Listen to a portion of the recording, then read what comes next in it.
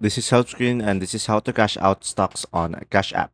So guys, this is a step-by-step guide, so just simply follow along. So guys, first thing that you will do is open up your Cash App on your mobile device. And then after that, tap on Stocks tab. And then over there guys, under Stocks Owned, tap on the stock you want to cash out. And then after that guys, now to sell the stock, you need to simply tap on the sell button.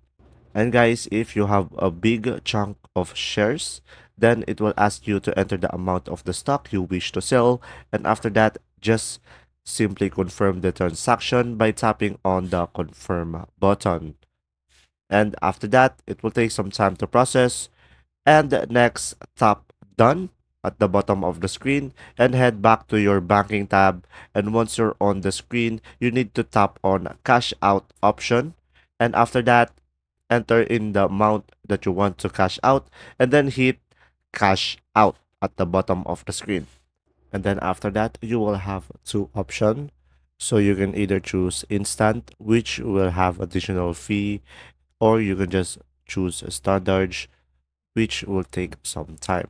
And after that, it will ask you to enter in your Cash App PIN and you're done. If this video was helpful, please like and subscribe and thanks for watching guys. See ya!